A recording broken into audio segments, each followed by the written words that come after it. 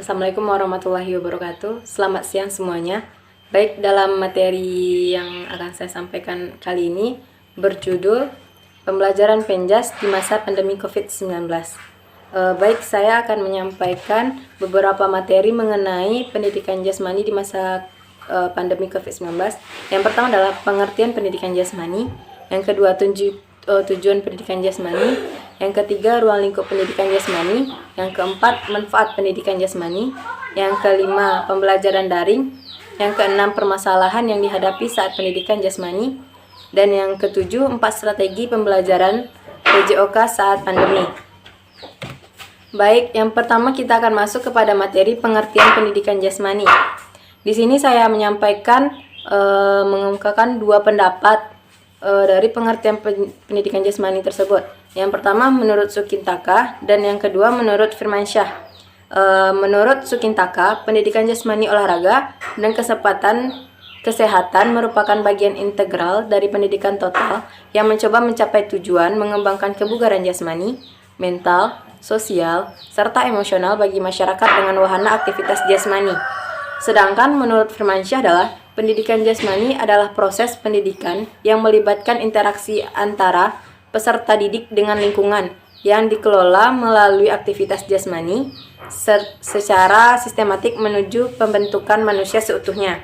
Nah, di sini kita dapat dua pengertian dari dua pendapat yang berbeda.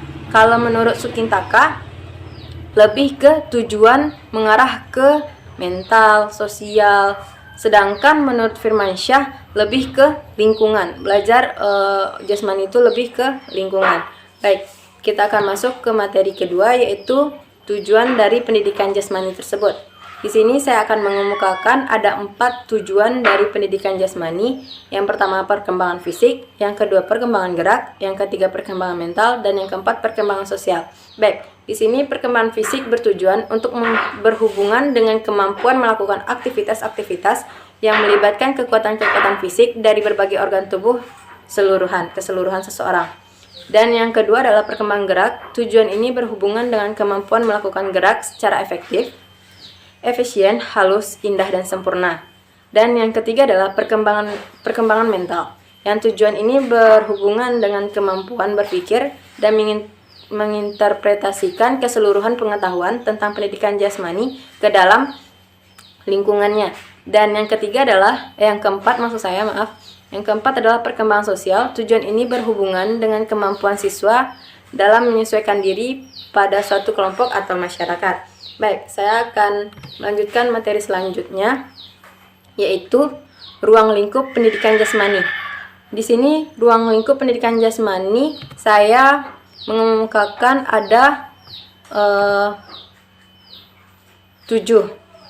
Yang pertama adalah ruang lingkupnya adalah permainan dan olahraga, meliputi olahraga tradisional, permainan eksplorasi gerak, keterampilan lokomotor, non-lokomotor, dan manipulatif, atletik, kasti, ruder, sepak bola, bola basket, bola voli, tenis meja, dan lain-lainnya. Dan yang kedua adalah aktivitas pengembangan. Aktivitas pengembangan meliputi mekanik sikap tubuh, komponen kebugaran jasmani, dan bentuk postur tubuh serta aktivitas lainnya. Dan yang ketiga adalah aktivitas senam. Aktivitas senam meliputi ketangkasan sederhana, ketangkasan tanpa alat, ketangkasan dengan alat, dan senam lantai serta aktivitas lainnya. Dan yang keempat adalah aktivitas ritmik. Aktivitas ritmik ini meliputi gerak bebas, senam pagi, SKJ, dan senam aerobik serta aktivitas lainnya. Selanjutnya, aktivitas air. Aktivitas air ini meliputi permainan di dalam air. Contohnya meliputi permainan di dalam air, keselamatan di dalam air, keterampilan bergerak di dalam air, dan renang serta aktivitas lainnya. Yang ke-6 yaitu pendidikan luar sekolah. Pendidikan luar sekolah meliputi piknik, karya wisata, pengenalan lingkungan, berkemah, menjajah, dan mendaki gunung. Yang terakhir itu kesehatan, meliputi penanaman budaya hidup sehat dalam kehidupan sehari-hari, khususnya yang terkait dengan perawatan tubuh agar tetap sehat, merawat lingkungan yang sehat, memilih makanan dan minuman yang sehat, mencegah dan merawat cedera, mengatur waktu istirahat yang tepat, dan berperan aktif dalam kegiatan P3K atau KS. Dan materi selanjutnya yaitu manfaat pendidikan jasmani. Di sini saya akan melampirkan ada 5 manfaat dari pendidikan jasmani. Yang pertama adalah memenuhi kebutuhan anak dan akan gerak. Yang kedua, mengenalkan anak pada lingkungan dan potensi dirinya. Dan yang ketiga, menanamkan dasar-dasar keterampilan yang berguna, menyalurkan energi yang berlebihan, dan merupakan proses pendidikan secara serempak baik fisik, mental maupun emosional. Itulah manfaat pendidikan jasmani. Baik, materi selanjutnya pembelajaran daring. Di sini kita masuk kepada pembelajaran daring, materi yang sebenarnya. Karena susah untuk belajar daring pada saat pendidikan jasmani ini. Baik, kita masuk dulu kepada pengertian dari pembelajaran daring tersebut. Pengertian dari pembelajaran daring tersebut adalah pembelajaran yang dilakukan secara online, menggunakan aplikasi pembelajaran maupun jaringan sosial.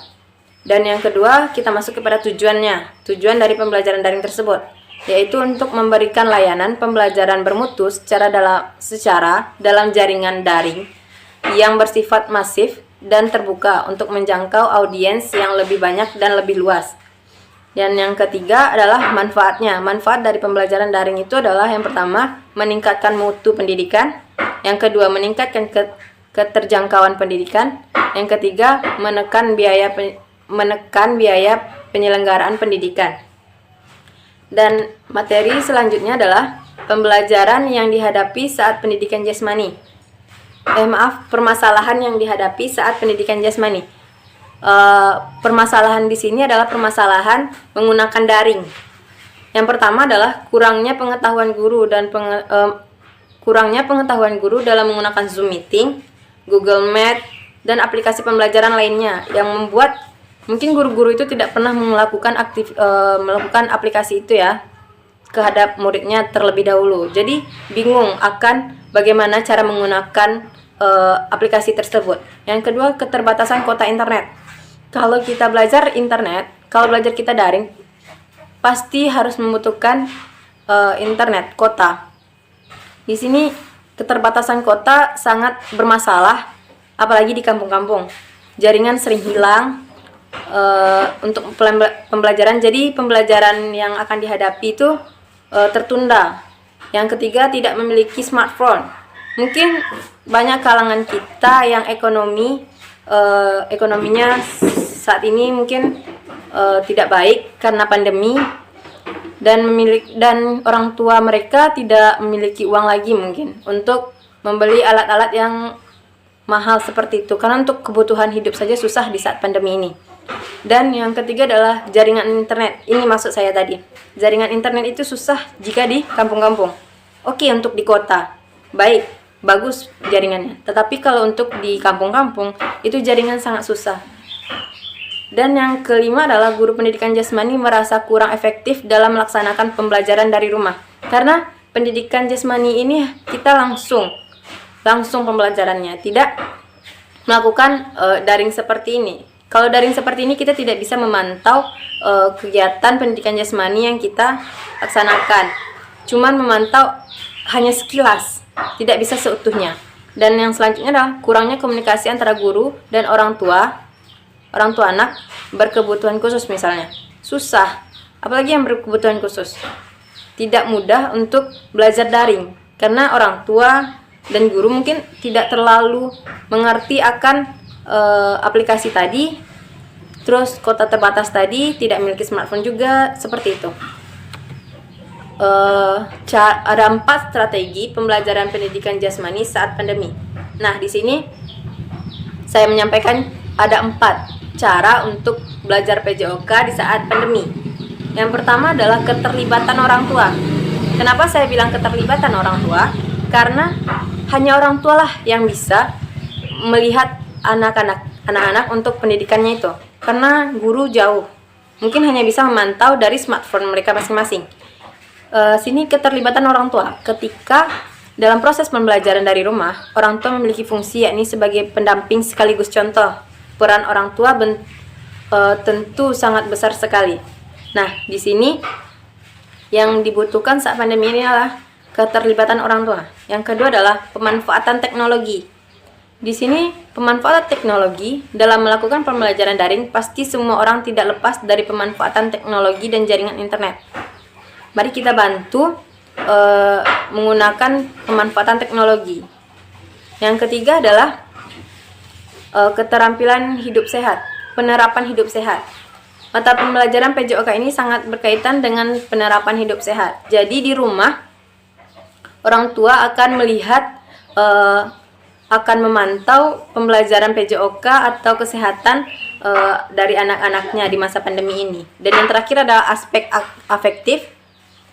Namun yang tak kalah penting ialah aspek afektif. Aspek ini sangat penting menjadi acuan utama dalam mata pembelajaran PJOK. Nah, 4 strategi ini harus dilakukan supaya untuk mempermudah kita dalam pembelajaran PJOK. Dan keterlibatan orang tua sangatlah berpengaruh terhadap pendidikan saat ini ya. Karena yang lebih mendekati kepada murid adalah orang tuanya. Jadi guru meminta tolong kepada orang tua untuk melihat anak-anaknya dalam pembelajaran, tidak hanya dalam pembelajaran olahraga, semua pembelajaran, semua aktivitas, semua gerak harus dilihat oleh orang tua. Mungkin hanya itu yang dapat saya sampaikan. Jika ada kesalahan saya mohon maaf. Billahi taufiq wal hidayah. Wassalamualaikum warahmatullahi wabarakatuh.